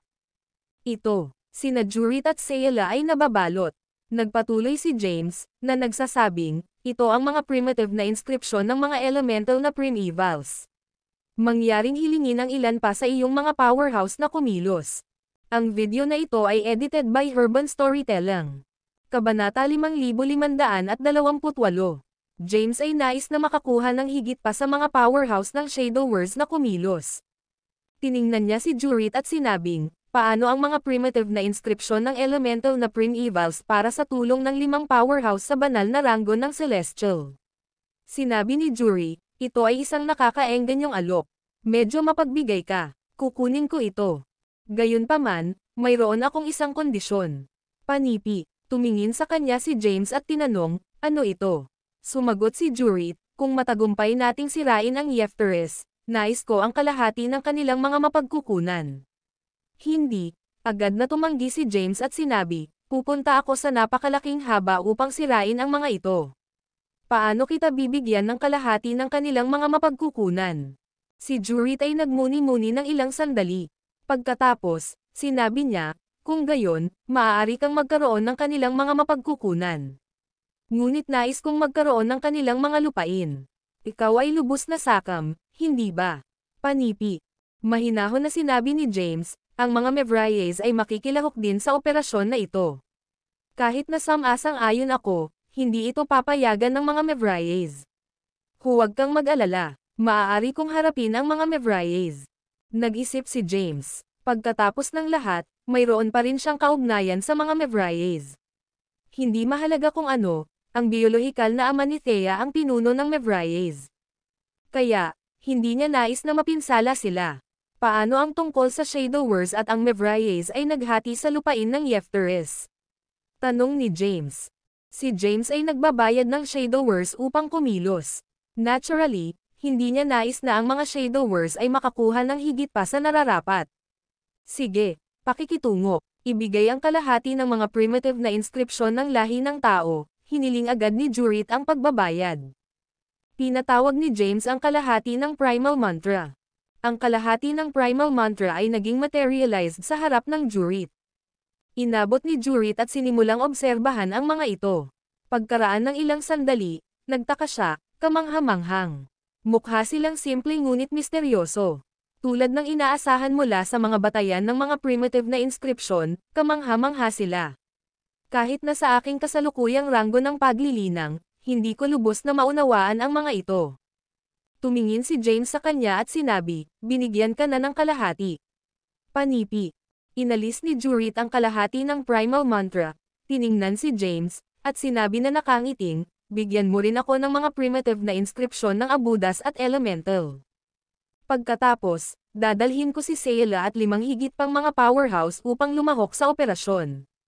Panipi. Pinatawag ni James ang mga primitive na inskripsyon ng Abudas at Elemental Primevals nang walang pag-aatubili. Inalis sila ni Jurit. Inutusan ni James, pinangunahan mo ang mga powerhouse ng Shadowverse sa mundo ng Yeftero. Kapag oras na para sa aksyon, makikipag-ugnay ako sa iyo. Pagkaraan nito, tinawag ni James ang isang inskripsyon at sinabing, makikipag-ugnay ako sa iyo sa pamamagitan nito. Inalis ni Jurit ang inskripsyon at sinabing, oo naman, walang problema. Makikita kita sa mundo ng Yeftero. Paalam ni James at lumingon upang umalis. Matapos niyang makita, dumilim ang mukha ni Sayla. Pagkatapos, sinabi niya, talagang gagawa ba tayo ng aksyon ng walang ingat, ama? Kinuha ni Jurit ang hindi kumpletong primal mantra at gaganapin ito tulad ng isang kayamanan. Pagkatapos, sinabi niya na nakangiting, ito ay kalahati lamang ng mga primitive na inskripsyon ng lahi ng tao, ngunit sulit ito. May mga alingaw-ngaw na mga primitive na inskripsyon ng lahi ng tao ang pangunahing bahagi ng lahat ng mga inskripsyon. Sa mga primitive na inskripsyon na ito, naiintindihan ko ang mga pinakamataas na landas sa paglilinang. Kung maingat kong pag-aralan ang mga ito, maaari kong maabot ang ranggo ng Transcendental Bliss. Panipi. Pagkatapos, lumingon si Jury sa Sayla at inutusan, ipaalam sa aming mga powerhouse na maghanda na umalis sa mundo ng Yeftero at maghintay kay James. Kahit na hindi natin mapupuksa ang mga Yefteres, titiyakin natin na sila ay nagdurusa ng matinding pagkalugi. Nagtataka rin ako upang makita kung ano ang nakuha ng iba pang mga powerhouse na si James. Sige, mabilis na umalis si Sayla upang ipaalam sa kanilang nangungunang mga powerhouse. Mabilis na umalis si James at muling nakasama kay Shoro. Nakakakita kay James, tinanong ni Shoro, paano ito napunta? Tumugon si James, mabuti. Paano mo siya tinulungan? Nagulat si Shoro. Napangiti si James ng mahina, hindi sumasagot sa kanyang tanong. Binago niya ang paksa at sinabi, hayaan. Pagkatapos, lumakad siya sa puting ambon. Sa oras na ito, madali silang dumaan at lumitaw sa madilim na puwang sa labas ng Dragon Abyss. Ang video na ito ay edited by Urban Storytelling. Kabanata 5529. Mga kasalanan ay kumapit sa kanyang mga kamay, pagkatapos ay sinabi, "Salamat, G. Shoru. Kung hindi ito para sa iyo, hindi ko kailanman mahahanap ang mahusay na commander ng Shadowverse. Bahagi ng mga paraan dito. Ipaalam sa akin kung ang Yefteris at iba pang mga pangunahing puwersa ay nagpapakita ng mga hindi normal na aktibidad." Panipi. Sumagot si Shoro, lahat ng pinakamahusay. Kung sirain mo ang Yefteris, ang Dark World ay sumasailalim sa isang malaking pagbabago. Sinabi ni James na nakangiting, sa pamamagitan ng paraan, kailangan ko ng ilang mga run ng Boundary Breaker. Marami na akong naglalakbay kamakailan at tumatakbo ako. Kinuha ni Shoro ang ilang mga run ng Boundary Breaker at ibinigay ito kay James. Ginamit ni James ang isa sa mga runes at umalis sa lugar. Di nagtagal, dumating siya sa gitnang eroplano. Mabilis niyang binago ang kanyang hitsura at aura. Pagkatapos, lihim siyang lumapit sa Elysium Hall. Ang Elysium Hall ay normal, at parang hindi ito nangyari kamakailan. Pumasok si James sa Elysium Hall at mabilis na hinanap si Quattro. Nang matagpuan ni James si Quattro, kasama niya si Jada. Ang dalawa ay tila napaka-intimate, at maliwanag na nagbago ang kanilang relasyon habang wala si James. "Bumalik ka na," tumingin si Quattro kay James. Pagkatapos, kumaway siya kay Jada at sinabi, "Tumungo ka sandali." Tumingin si Jada kay James at pagkatapos ay sumagot, "Sige." Matapos umalis si Jada, umupo si James at tinanong, "Hindi pa ba ipinakita ang Holy Honor?" Umiling-iling si Quattro at sinabing, "Nope. Nagiging walang tiyaga din ako. Dapat ay dumating na siya ng matagal. Bakit hindi siya? Walang pagmamadali. Maghintay pa tayo," sabi ni James. Nakipag-ugnay si James kay Shoro at nagtanong tungkol sa mga kamakailang aktibidad ng Yefteris at iba pang mga pangunahing karera ng Dark World. Di nagtagal, nakatanggap siya ng pag-update. Ang mga Yefteris ay hindi pa gumawa ng anumang aksyon. Tulad ng para sa iba pang mga karera, tahimik din sila at wala silang ginagawa sa karaniwan. Medyo nalilito si James. Naisip niya, ang pagkamatay ng mga Yefteris. Ang santo ay dapat na sanhi ng isang malaking kaguluhan. Bakit mapayapa ang madilim na mundo? Naghihintay ba sila sa mga Yefteris na kumilos? Pagkaraan, nakipag-ugnay siya muli kay Shoro at tinanong, "Alam ba ng langit na lihim na pavilion kung saan ang dakilang elder ng Yefteris, Holy Honor, ngayon?" Sumagot si Shoro, "Ang aming mga tiktik ay lihim na nanonood sa kanya." Gayunpaman, nawala siya matapos na dumaan sa isang ipinagbabawal na zone. "Nawala namin siya mula pa noon." Ang mga browser ni James ay lumabo. "Mag-ingat ka, James. Si Holy Honor ay naging mahusay na elder ni Yefteris sa loob ng maraming taon. Matagal na siyang nautos habang ang kanilang pinuno ay nasa pag-iisa. Hindi siya isang simpleng karakter at mababasa ng mabuti ang sitwasyon. Marahil ay nalalaman niya ang panganib ng pagpunta sa gitnang eroplano at maaaring napili upang itago. Marahil ay maaaring lumitaw siya sa Elysium Hall kapag hindi mo ito inaasahan." "Sige, naiintindihan ko. Hanggat siya ay nagpapakita, sisiguraduhin kong hindi siya aalis," sabi ni James. Lumingon si James kay Quattro at inutusan, "Mag-ingat ka, at huwag mahulog sa bitag ni Yefteris." Ngumiti si Quattro at sumagot, "Huwag kang mag-alala. Lahat ay nasa ilalim ng kontrol." Tumayo si James at umalis upang hanapin si Cairo. Mabilis na tumayo si Cairo at binati siya, "James." Bagaman mataas ang ranggo ng paglilinang ni Cairo, nanatili siyang magalang kay James. Pagkatapos ng lahat, nakabawi siya dahil kay James. Umupo si James sa tabi niya at sinabing, "Dumating ako sandali. Alam mo bang may ranggo sa itaas ng ranggo ng Quasi-Bliss? Narinig ko ito ay kakaiba, at ang lakas ng isang tao ay hindi matatag sa ranggo na iyon." Ang video na ito ay edited by Urban Storytelling. Kabanata 5530. Mga natutunan mula sa Talvolay tungkol sa isang kakaibang ranggo na lampas sa ranggo ng Quasi-Bliss, ang ranggo ng ritual. Sa ranggo ng ritual, ang lakas ng isang tao ay kahalili sa pagitan ng malakas at mahina. Nagtataka si James tungkol sa ranggo ng ritual at dumating upang tanungin si Cairo tungkol dito. Sumimangot si Cairo at tinanong, mayroon bang ganoong ranggo? Bakit hindi ko alam ang tungkol dito? Hindi mo ba naramdaman ang ranggo kapag sinubukan mong masira sa ranggo ng Transcendental Bliss? Hindi. Umiling-iling si Cairo. Kakaiba iyon. Nagtaka si James kung bakit hindi nadama ni Cairo ang ranggo ng ritual.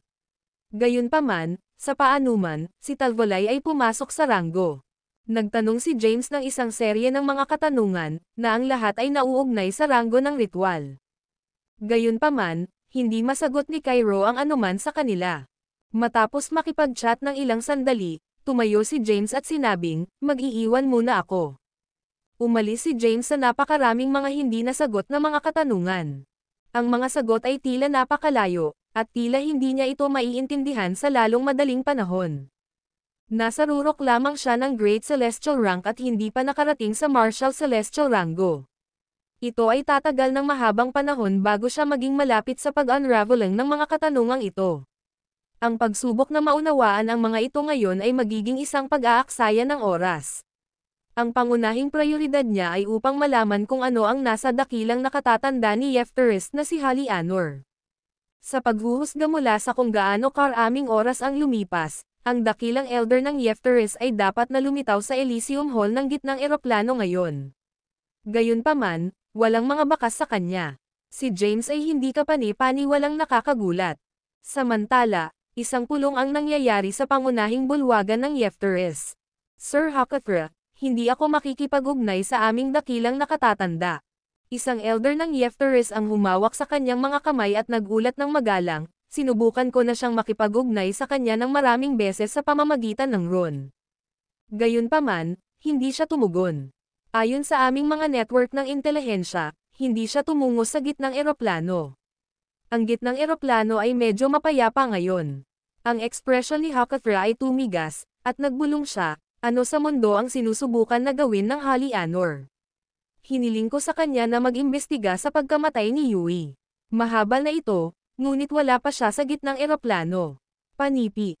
Inscan ni Hakathra ang pangunahing bulwagan at tinanong, may handang pumunta sa gitnang eroplano upang siyasatin ang sitwasyon at alamin kung sino ang pumatay kay Yui. Ang kanyang titig ay lumusot sa mga matatanda sa bulwagan. Gayunpaman, ang lahat ay humakbang pabalik, maliwanag na nag-aatubili na pumunta sa gitnang eroplano.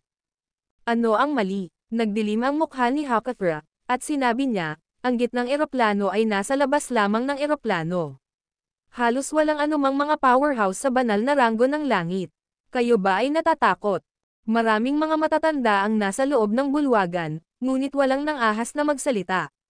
Alam nila kung gaano komplikado ang kasalukuyang sitwasyon. Si Yui ay ang santo ng Yefteris at dapat na maging pinuno nila sa hinaharap. Nasa gitnang yugto na siya ng Holy Celestial Rango nang umalis siya sa gitnang eroplano. Bilang karagdagan, pinagkadalubhasaan niya ang hindi mabilang na mga supernatural na kapangyarihan, kabilang ang sining ng Tetrales. Kahit na ang isang powerhouse sa pagkumpleto ng Holy Celestial Rank ay maaaring mabaigo sa kanya.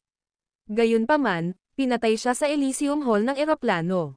Maliwanag na mayroong isang tao na partikular na nagta-target sa Yefteris. Ang kasalukuyang sitwasyon ay hindi malinaw. Lihim na pinasyahan ng Primevals ang lahat ng mga pangunahing puwersa ng Central Plane. Matapos makuha ni James ang Supremacium, nagpadala siya ng mga liham na hamon sa pangunahing puwersa ng gitnang eroplano. Gayunpaman, ang mga panguna sa likod ng mga puwersang ito ay hindi pa nagpakita ng anumang mga palatandaan ng pagkilos. Tila hinihintay nila ang mga Yefteris na gumawa ng unang paglipat. Ang video na ito ay edited by Urban Storytelling. Kabanata 5531. Ano ang bagay? Lahat ba ng pipi? Ang boses ni Hakathra ay umalangaw sa buong main hall. Sa sandaling ito, isang nakatatanda ang tumayo. Maingat, sinabi niya, Sir Hakathra, malamang na ang bagay na ito ay nauugnay kay James. Si James ay may suporta ng Theognostos. Siya ay isang tunay na powerhouse sa Transcendental Bliss Rango. Sa palagay ko, ang tanging mga tao na maaaring pumatay kay Saint Yui ay ang mga powerhouse sa rango ng Transcendental Bliss. Dapat alam ni Sir Hali Anor na ang paglalakbay sa gitnang eroplano sa oras na ito ay isang patay na pagtatapos.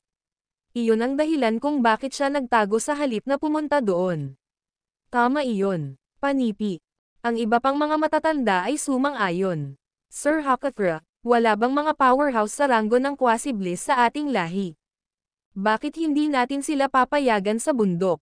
Panipi, si Hakathra ay nahulog sa malalim na pag-iisip. Instan niya ang mga matatanda sa pangunahing bulwagan. Bagaman galit na galit siya, hindi niya ito sinisisi. Ang lahi ng Yeftero ay pinasyahan ang madilim na mundo sa loob ng maraming taon. Wala sa mga karera na ng ahas na sumalungat sa lahi ng Yeftero. Ngayon napatay na si Saint Yui, normal para sa mga nabubuhay na nilalang sa karera upang gulat. Namatay si Yui sa gitnang eroplano, kaya sino ang maglakas loob na pumunta sa gitnang eroplano? Ang katawan ni Hakathra ay naging ilaw at nawala mula sa pangunahing bulwagan. Kapag ito ay lumitaw muli, ito ay nasa isang espiritual na bundok ng lahi ng Yeftero. Ang espiritual na bundok na ito ay may mataas na katayuan sa lahi ng Yeftero. Ang isang powerhouse ng lahi ng Yeftero ay nanirahan sa espiritual na bundok na ito. Ang powerhouse ay naging isang matanda. Matapos pumasok sa ranggo ng Quasi-Bliss, hindi na niya muling ipinakita ang kanyang sarili.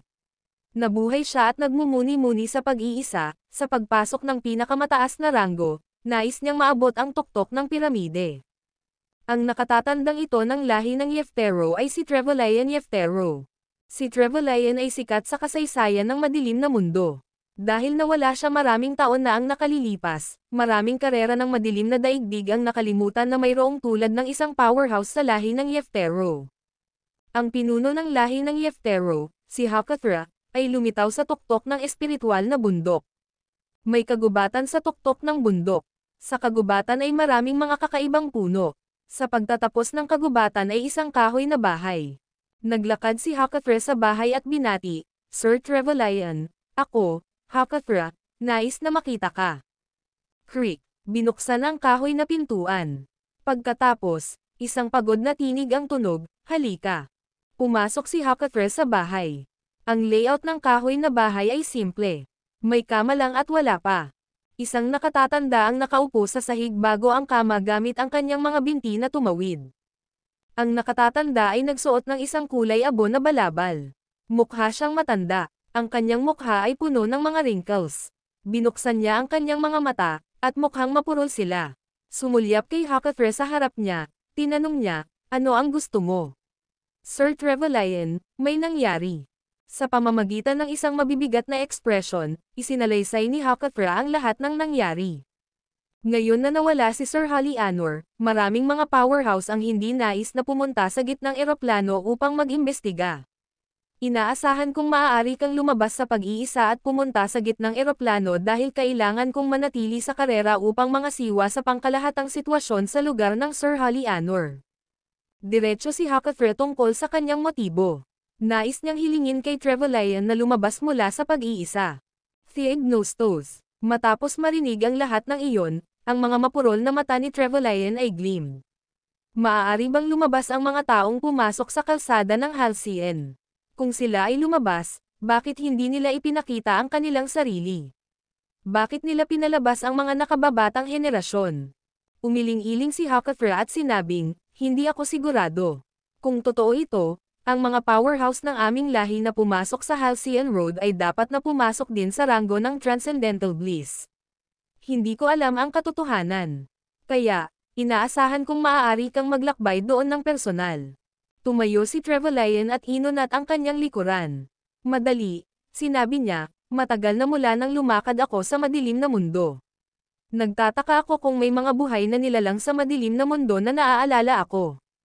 Nagmamadali, sinabi ni Hakathra, kung lumabas ka sa pag-iisa, kahit na mayroon silang mga powerhouse sa ranggo ng Transcendental Bliss, hindi sila kumikilos ng mabilis. Mangyaring tawagan ang mga pag-shot at mahuli ang mamamatay tao na pumatay kay Saint Yui. Panipi. Ang video na ito ay edited by Urban Storytelling.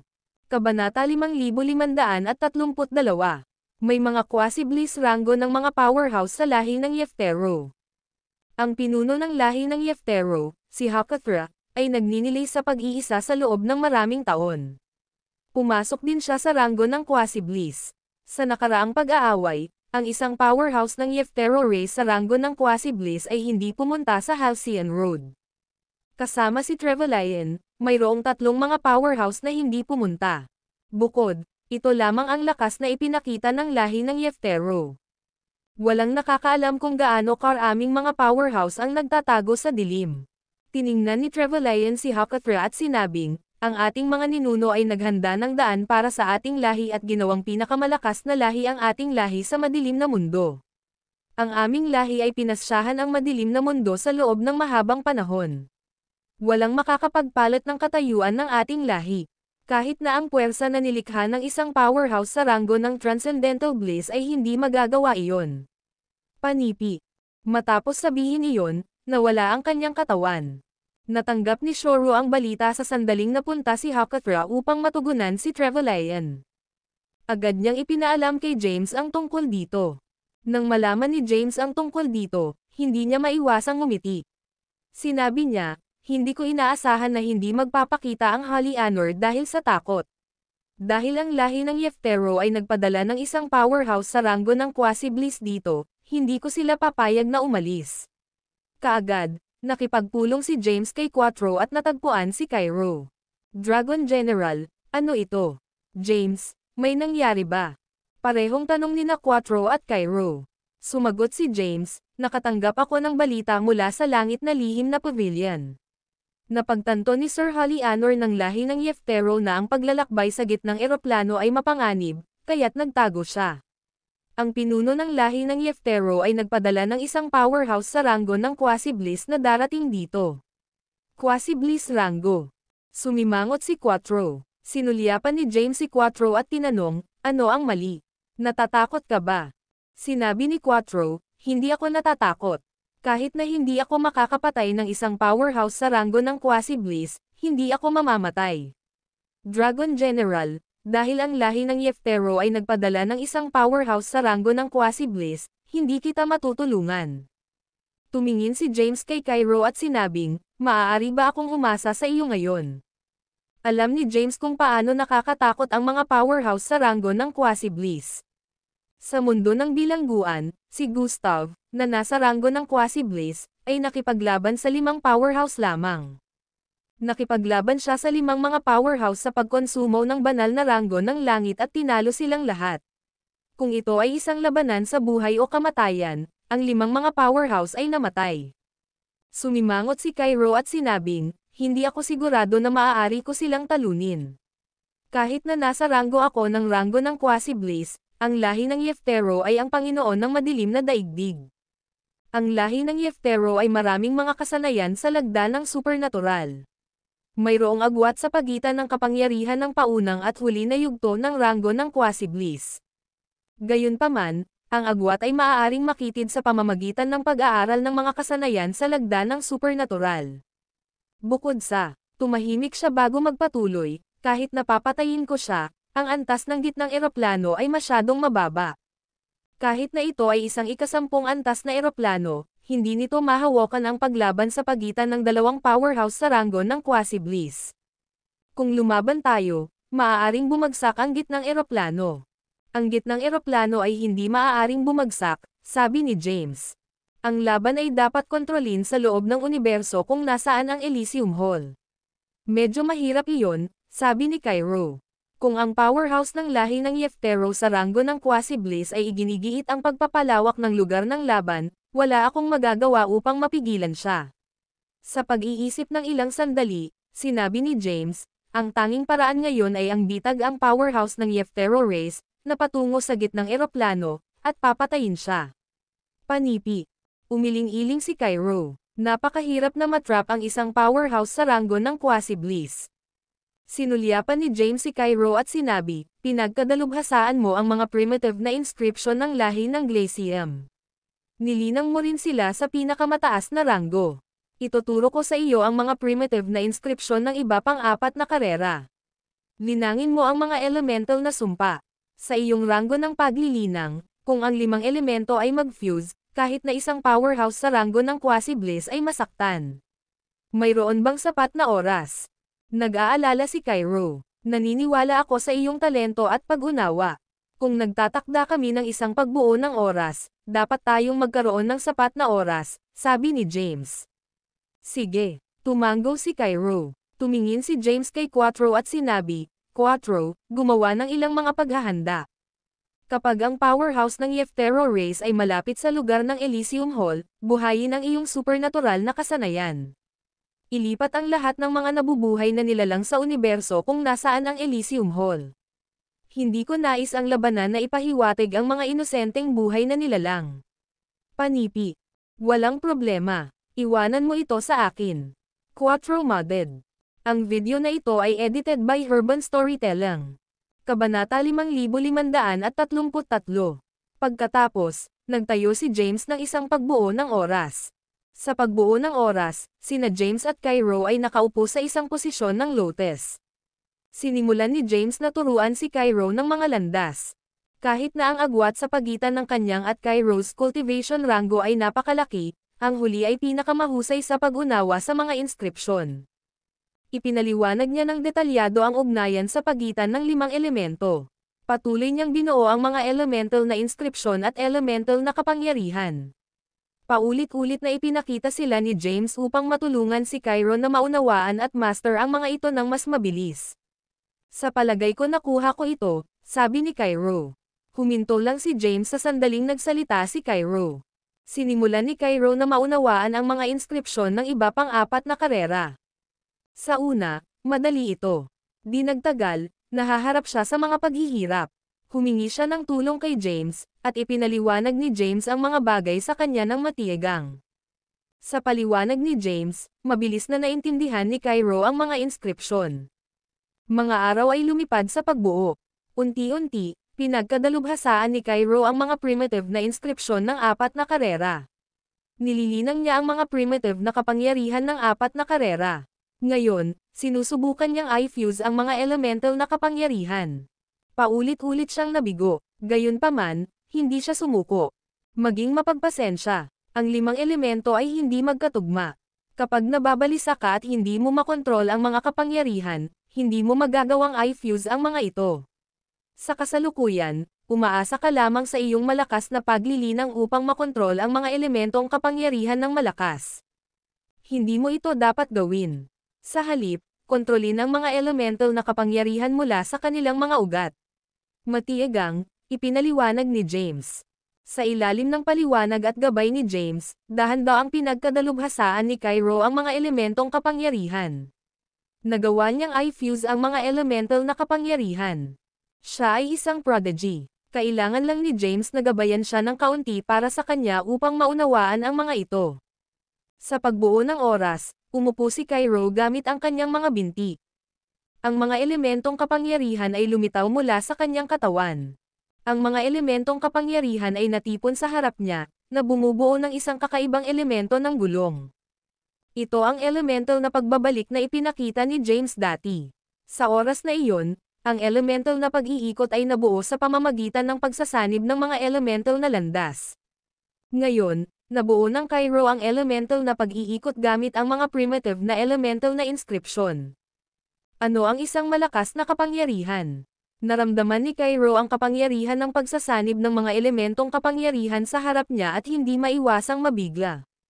Magpatuloy ang paglilinang. Subukan ang iyong makakaya upang masanay sa mga elemental na kapangyarihan. Lalabas ako at tumingin, sabi ni James. Sige, tumango si Cairo. Tumayo si James at iniwan ang pagbuo ng oras. Nagpakita siya sa pangunahing bulwagan ng Elysium Hall. Naupo si Quattro sa pangunahing upuan na may magandang ginang sa kanyang mga bisig. Ang ginang ay si Jada ng lahi ng Medicus. Nang lumitaw si James, mabilis na lumabas si Jada mula sa yakap ni Quattro. Nakatayo sa gilid, tumawag siya sa isang malambot na tinig, James.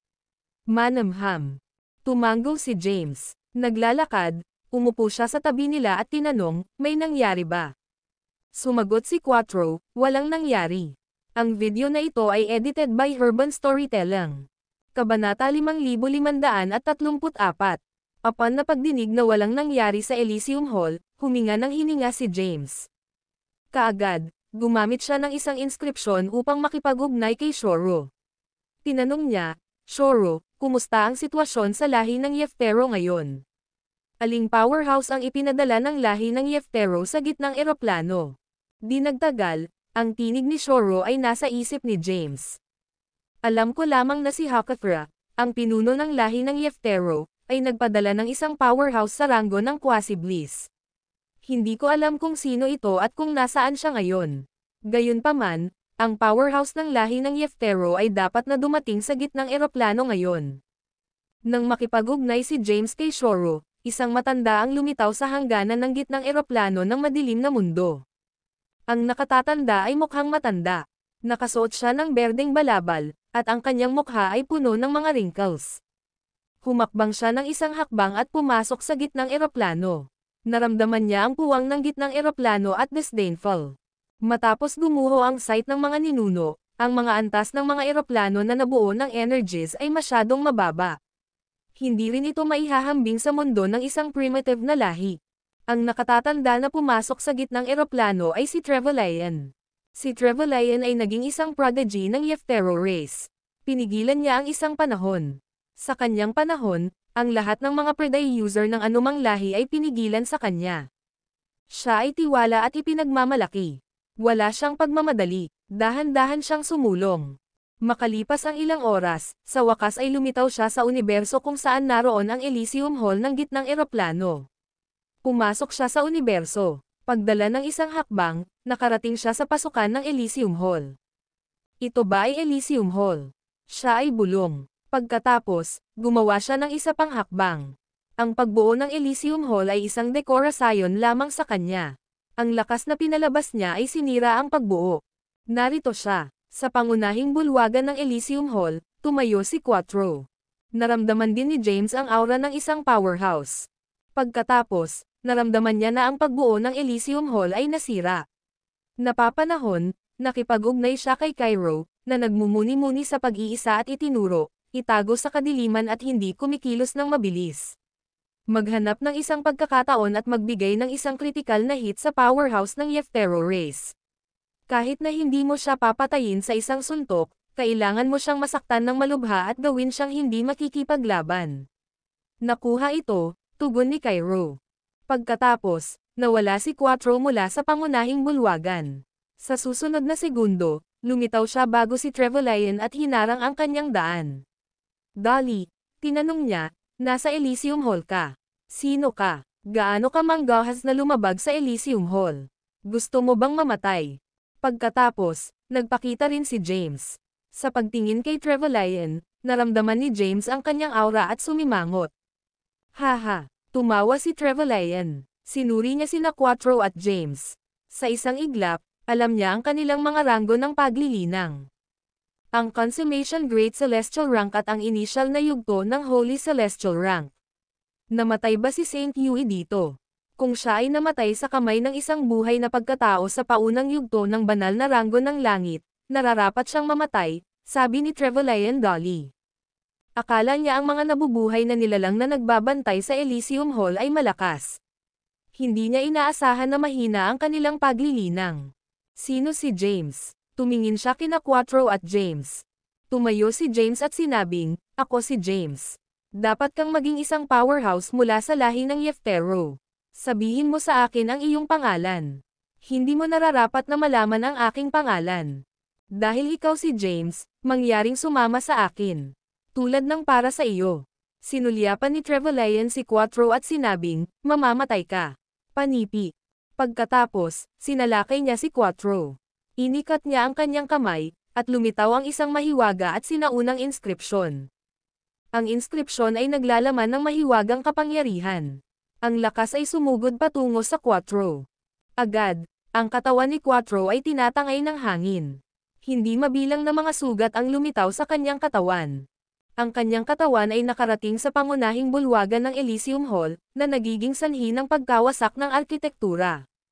Ang video na ito ay edited by Urban Storytelling. Kabanata 5535. Sa sobrang kahirapan, umakyat si Quattro mula sa pagkawasak. Itinaas niya ang kamay para panasan ang dugo sa gilid ng bibig niya. Buhay ka pa pagkatapos matamaan. Medyo malakas ka. Kung bibigyan ka ng oras para lumago, maaari kang gumawa ng magagandang bagay sa Dark World. Sadly, you won't have the chance to do that, walang pakialam na sabi ni Trevelyan. Talagang malakas si Quattro. Nakuha niya ang atake ni Trevelyan. Gayunpaman, hindi inatake ni Trevelyan si Quattro ng buong lakas. Hindi niya akalain na mabubuhay pa si Quattro pagkatapos ng panibagong hampas. Nakatayo si James sa parehong lugar. Hindi siya gumalaw. Sa oras na ito, isang anino ang lumitaw sa likod ni Trevelyan.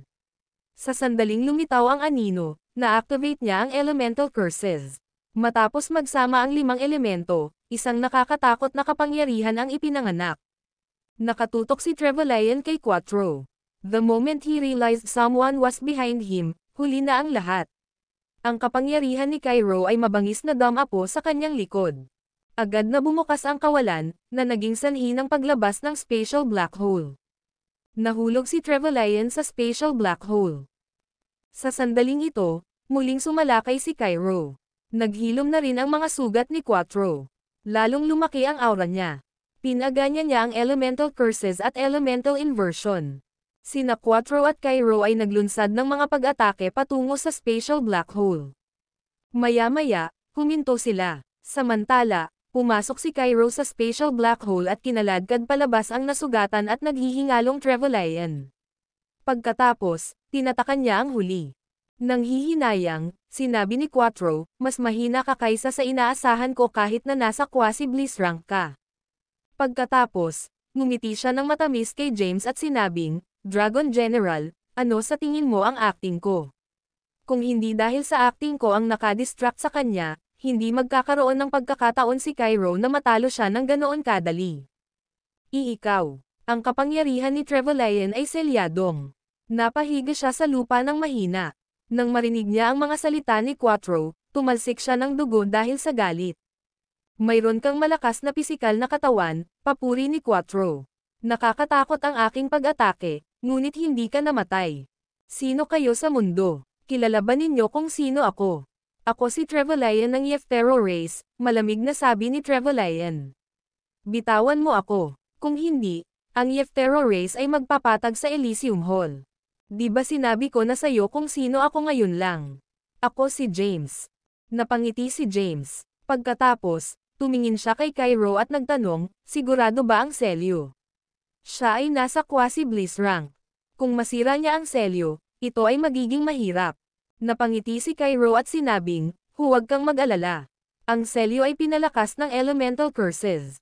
At saka, siya ay malubhang nasugatan. Hindi niya mabubuksan ang selyo. I-lock mo siya, utos ni James. Ikanaway ni Cairo ang kanyang kamay, at isang malakas na kapangyarihan ang lumitaw. Ang puwang na gumuho ay naibalik, kasama ang Elysium Hall. Sa kabilang banda, hinailan ni Quattro si Trevelyan na parang patay na aso ang huli patungo sa kulungan ng Elysium Hall. Sa pangunahing bulwagan ng Elysium Hall, nagtipon sina James, Cairo, at Quattro. Nandoon din si Jada. Tanong ni Quattro, Dragon General, gusto mo bang kumilos laban sa Yeftero race ngayon? Nangako ako kay Jada na pupunta sa Yeftero race at iligtas ang kanyang kapatid. Kumaway si James at sinabing, hindi na kailangang magmadali. Ipakalat muna natin ang balita. Napangiti si Cairo at sinabi, malapit na, luluwag ang selyo sa katawan ni Trevelyan. Kapag na-control na niya ang telepathic inscription, ipapaalam niya sa Yeftero race ang nangyari rito. Oo, nag-thumbs up si James kay Cairo at pinuri, mabilis kang matuto. Sa kabilang banda, kumunat ang noo ni Quattro at sinabing, paano kung hindi dumating ang Yeftero army? Sumagot si James, darating sila. Sapat na ang powerhouse sa quasi-bliss rank para pangunahan ang Yeftero army dito para iligtas siya. Hindi ko lang alam kung gaano karaming powerhouse ang i-deploy ng Yeftero race. Hindi ko alam kung hihilingin nila ang 4 na iba pang lahi at primitive na karera na sumama sa Central Plain.